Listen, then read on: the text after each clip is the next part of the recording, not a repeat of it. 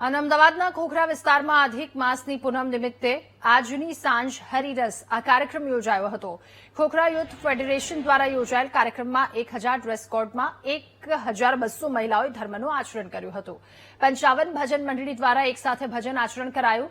Khokhra youth ફેડરેશનના પ્રમુખ અને અમદાવાદ મહાનગરપાલિકા standing committee chairman Kamlesh Patel દ્વારા આયોજન કરવામાં આવ્યું હતું.